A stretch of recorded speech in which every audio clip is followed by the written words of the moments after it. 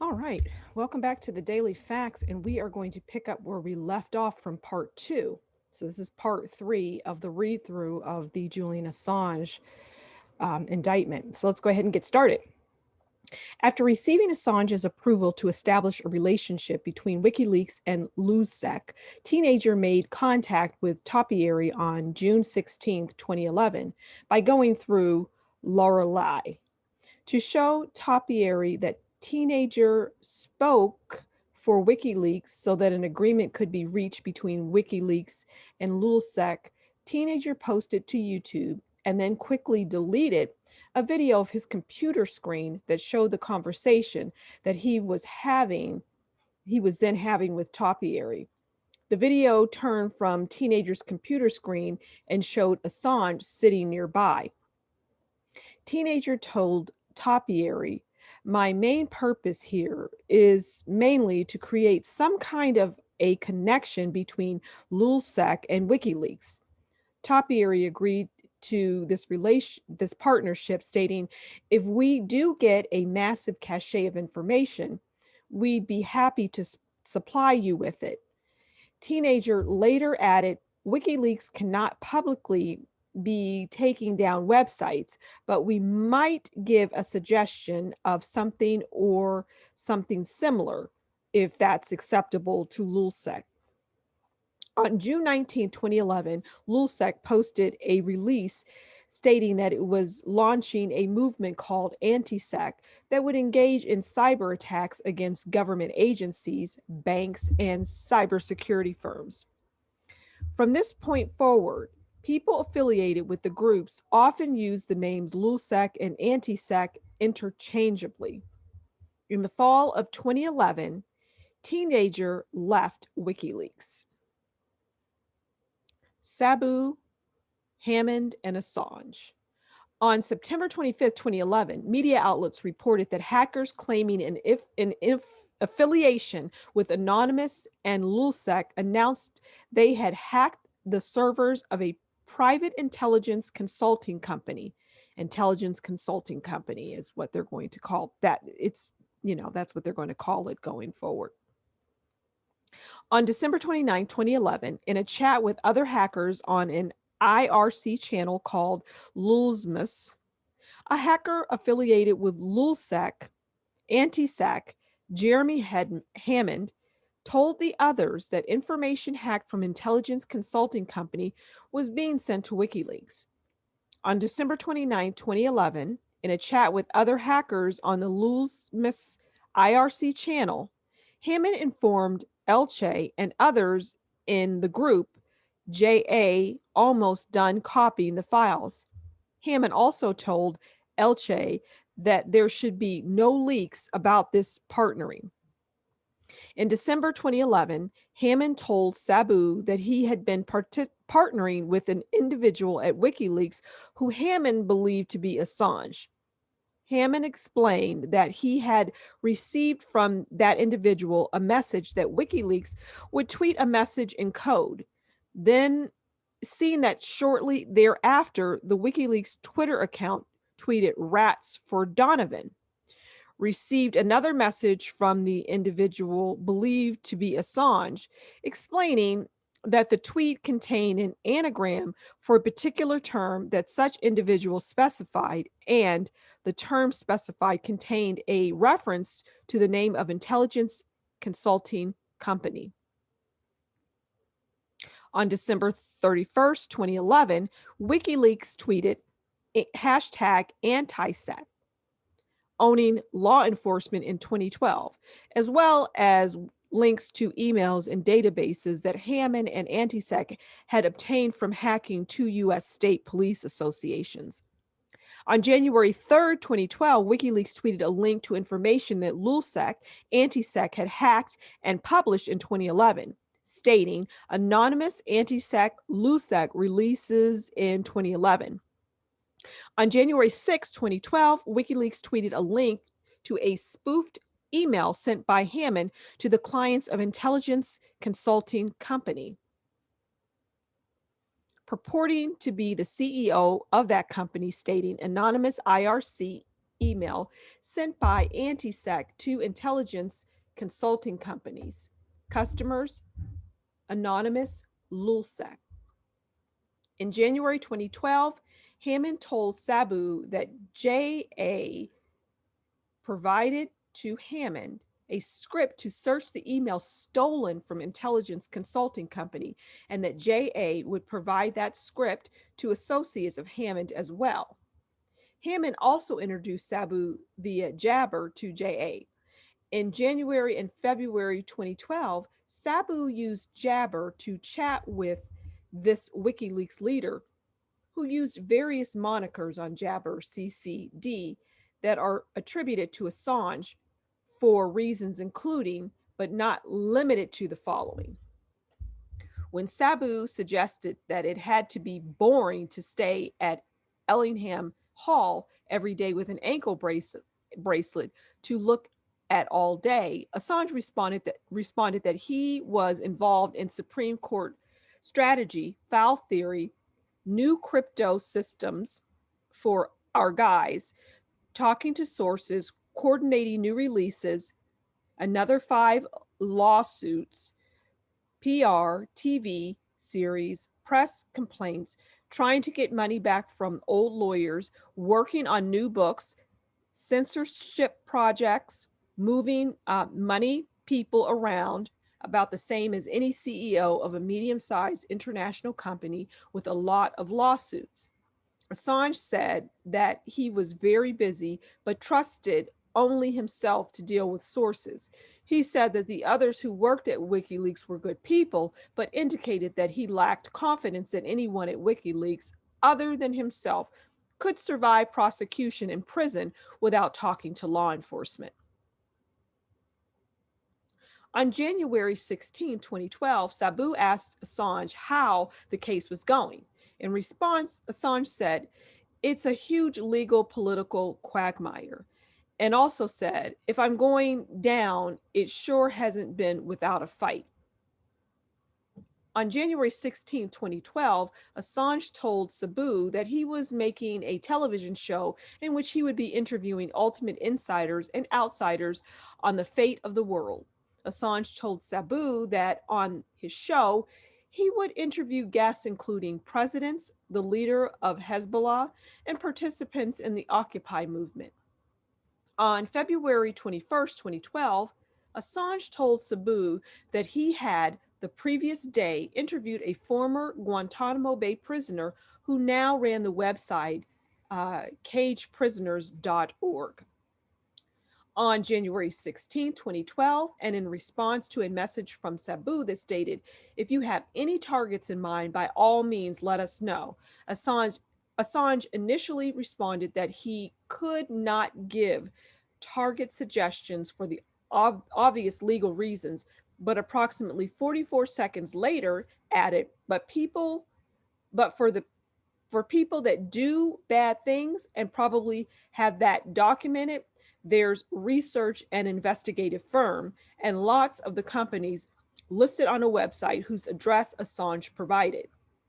On January 21st, 2012, Assange suggested that in the course of hacking research and investigative firm, Sabu and other members of Lulsec, Antisec, should look for and provide to WikiLeaks mails and documents, databases, and PDFs. On January 23rd, 2012, WikiLeaks announced a new television series that would start in March 2012, in which Assange would host conversations with key political players over the course of approximately 10 weekly episodes. Airing on the Russia Today network, the guests interviewed by Assange included the presidents of Tunisia and Ecuador, the leader of Hezbollah, representatives of the Occupy movement, and an individual who claimed to be a former Guantanamo Bay prisoner who ran the website cageprisoners.org in 2012. On February 21st, 2012, and in response to Sabu's request, Assange provided Sabu with a computer script to search for emails hacked from intelligence consulting company. On February 21st, 2012, to focus the hacking efforts of the hackers associated with Sabu, Assange told Sabu that the most impactful release of hacked materials would be from the CIA, NSA, or the New York Times. On February 22nd, 2012, Hammond told Cebu that at Assange's indirect request, Hammond had spammed the intelligence consulting company again. On February 27, 2012, WikiLeaks began publishing emails that Hammond and others hacked from intelligence consulting company. On February 27, 2012, Hammond told Cebu, "We started giving JA materials that had been obtained from other hacks." On February 27, 2012, Hammond told Cebu that Assange was talking to Elche. On February 28, 2012, Hammond complained to Cebu that the incompetence of his fellow hackers was causing him to fail to meet estimates he had given to Assange for the volume of hacked information that Hammond expected to provide WikiLeaks, writing, "Can't sit on all these targets dicking around when the booty is sitting there, especially when we are asked to make it happen with WL." We repeated a 2 TB number to JA. Now turns out it's like maybe 100 GB. Oh, that's 2 terabytes and 100 gigabytes. Would have been 40 to 50 gigabytes if I didn't go and re-get all the mail from foreign cybersecurity company. Hammond then stated that he needed help with ongoing hacks that his associates were committing against victims that included a U.S. law enforcement entity, a U.S. political organization, and a U.S. cybersecurity company. In March 2012, Hammond was arrested. Assange's efforts to recruit system administrators. In June 2013, media outlets reported that Edward J. Snowden had leaked numerous documents taken from the NSA and was located in Hong Kong. Later that month, an arrest warrant was issued in the United States District Court for the Eastern District of Virginia for the arrest of Snowden on charges involving the theft of information from the United States government. To encourage leakers and hackers to provide stolen materials to WikiLeaks in the future, Assange and others at WikiLeaks openly displayed their attempts to assist Snowden in evading arrest. In June 2013, a WikiLeaks associate, WLA4, traveled with Snowden from Hong Kong to Moscow. On December 31st, 2013, at the annual conference of the Chaos Computer Club, CCC, in Germany, Assange, WLA3, and WLA4 gave a presentation titled "Sysadmins of the World Unite, a Call to Resistance." On its website, the CCC promoted the presentation by writing, "There has never been a higher demand for a politically engaged hackerdom, and that Assange and WLA3 would discuss what needs to be done if we are going to win." Assange told the audience that the famous leaks that WikiLeaks has done or the recent Edward Snowden revelations showed that it was possible now for even a single system administrator to not merely wreck or disable organizations, but rather shift information from an information apartheid system into the knowledge commons. Assange exhorted the audience to join the CIA in order to steal and provide information to WikiLeaks, stating, "I'm not saying don't join the CIA. No, go and join the CIA. Go in there, go into the ballpark and get the ball and bring it out." After the same presentation, in responding to the audience's questions as to what they could do, WLA3 said Edward Snowden did not save himself. Specifically, for source protection, WLA4 took actions to protect Snowden. If we can succeed in saving Edward Snowden's life and to keep him free, then the next Edward Snowden will have that to look forward to. And if we look also to what has happened to Chelsea Manning, we see additionally that Snowden has clearly learned. Assange and WikiLeaks continue to recruit. On May 6, 2014, at a Republica conference in Germany, WLA4 sought to recruit those who had or could obtain authorized access to classified information and hackers to search for and send the classified or otherwise stolen information to WikiLeaks by examining from the beginning. Our mission has been to publish classified or in any other way censored information that is of political historical importance. On May 15th, 2015, WikiLeaks tweeted a request for nominations for the 2015 Most Wanted Leaks list. And as an example, linked to one of the posts of a Most Wanted Leaks list from 2009 list that remained on WikiLeaks' website. In an interview on May 25th, 2015, Assange claimed to have arranged distraction operations to assist Snowden in avoiding arrest by the United States. Let's go back to 2013. There was a worldwide manhunt for Edward Snowden. Vast resources were put into trying to grab Edward Snowden or work out where he might go if he was leaving Hong Kong and grab him there. So we worked against that and we got him out of Hong Kong and got him to Russia. And we were going to transit through Russia to get him to Latin America. Now, the US government canceled his passport as he was en route.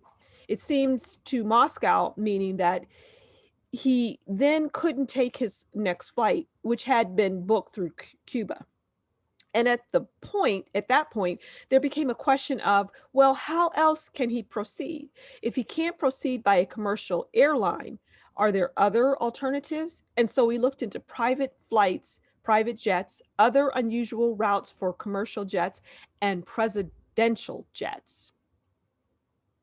There was an oil conference there was an international conference in Moscow that week. Edward Snowden and other journalists, WLA, still in the Moscow airport in the transit lounge. And so we thought, well, this is an opportunity actually to send Edward Snowden, to Latin America on one of these jets. We had engaged in a number of these distraction operations in the asylum maneuver from Hong Kong. For example, booking him on flights to India through Beijing, and other forms of distraction like Iceland, for example. Okay, we're going to stop there and we'll pick up on part 4 next time. Thanks for stopping by the Daily Facts, and do like, share, subscribe, and leave a comment below, and we'll talk again soon. Bye.